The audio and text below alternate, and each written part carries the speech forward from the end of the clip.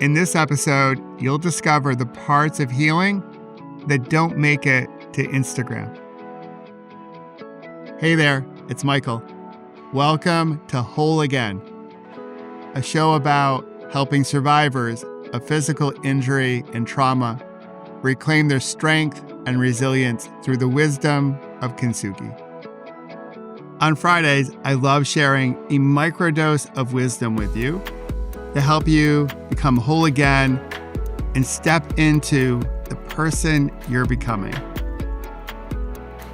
Today, as we keep recognizing Mental Health Awareness Month and how our mental health impacts our physical, digital, and social well-being, you'll discover the parts of healing that don't make it to Instagram and a digital health tip that will reduce comparison, which we know is the thief of all joy.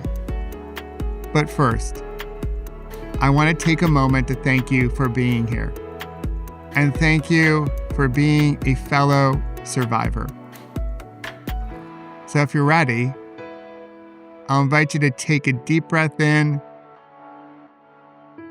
and a releasing breath out. And let's talk about the person you're becoming. I'm sure you've heard the phrase that recovery isn't linear. It's one of those cliche memes that is put up on Instagram and other social media platforms. And we sort of blow right past it. Like we get it, but we don't necessarily live it because we hear it a lot. And we don't always talk about what real healing looks like because it's freaking messy, right? Sometimes healing doesn't look like a wonderful journaling exercise or a cozy blanket and a candle or a cup of matcha. Don't get me wrong, I love all those things. But often, that's what we post on Instagram to communicate to people how good we have this healing process down. But that's not the all of it. It's not the whole enchilada, if you will.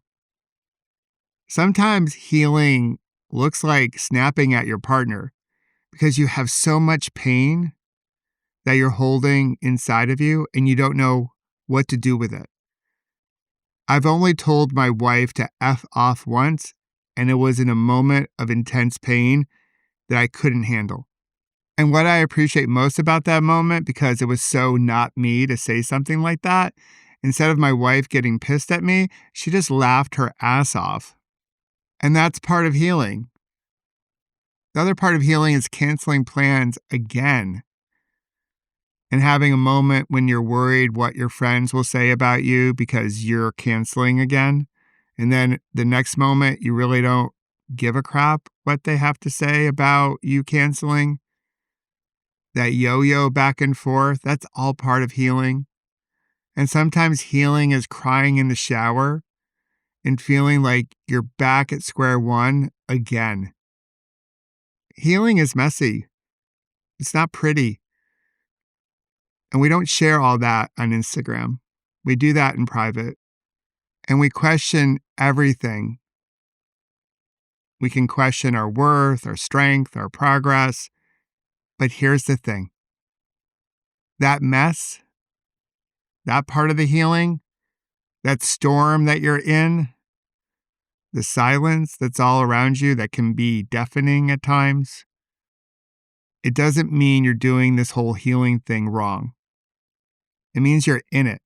You're in the mud. As Thich Nhat Hanh said, no mud, no lotus. I have news for you. You're in the mud. And that's okay, because you don't have to do this all alone.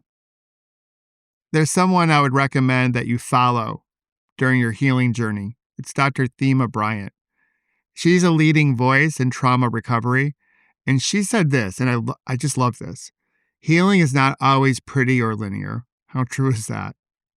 Sometimes it looks like rage and silence and needing space, and that's okay. Yeah, it's okay.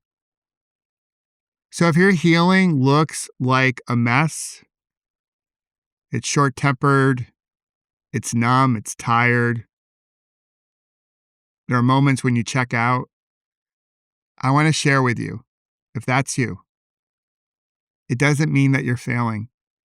It simply means that you're human. And for whatever reason, as weird as our central nervous systems can be, it's trying to protect you. It's trying to help you heal. So I want to share a simple 30-second practice that you can do wherever you happen to be that can provide some nurturing to your central nervous system. So let's try it together now. You can simply take a full breath in and a releasing breath out, and allow your shoulders to drop, and notice what's here for you, what's present in the body, without any fixing, without any judging. And now you can repeat this aloud or into your heart. Even this part of me is worthy of love. Even this version of me is healing. Messy doesn't mean that I'm not worthy. And simply allow these thoughts to be. Let them land in your heart and perhaps within every cell of your body. And always remember that this healing thing, it's messy. And not everything should be shared on Instagram. And speaking of Instagram, I now want to share this week's digital health tip with you. I think the data is pretty clear how Instagram and other social media platforms impact our overall health, and in particular, our mental health. This is true for teenage girls, but I think it's true for all of us. When I do my smartphone wellness checks for people, one question I ask is around their smartphone use and the feeling of comparison, the feeling of not being good enough. And 70% of the people who have taken it have said that being on social media is robbing them of their joy. Well, I have a tip for you that's coming out in the next week. It's a new feature on the Pause, Breathe, Reflect app called Microdose EQ. EQ is short for Emotional Intelligence.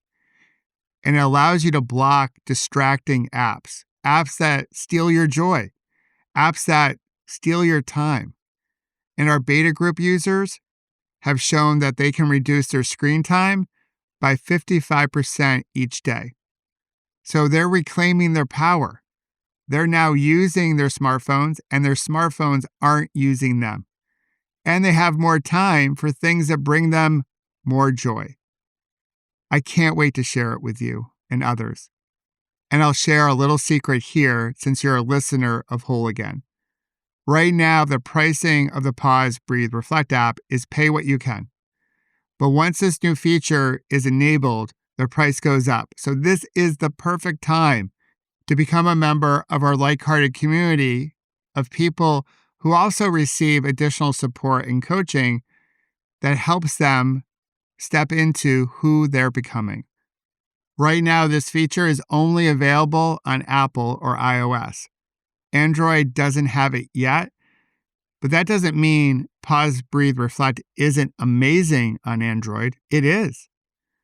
And I'll still provide all the support and coaching to help you become who you wish to become so you can feel whole again. So yes, a little bit of a commercial right now, but this is going to help you reclaim your power, to stop comparison, so you can have more joy, so you can be the one using your smartphone, and your smartphone won't be using you. So you can scroll less and live more. And I hope you wish to do that. If you have any questions, just let me know. And again, thanks for being here.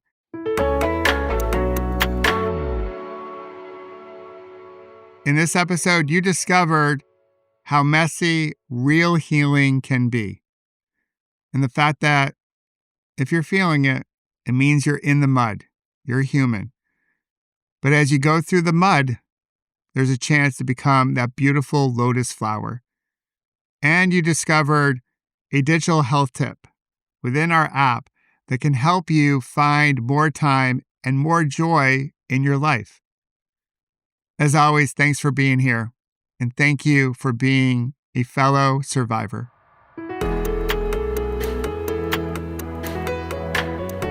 And if you wish to further enhance your digital health, I'll invite you to take my smartphone wellness check. And you can access it through the link in the show notes, or you can visit my website, which is michaelobrienshift.com. And it's absolutely free, and it will help you scroll less and live more.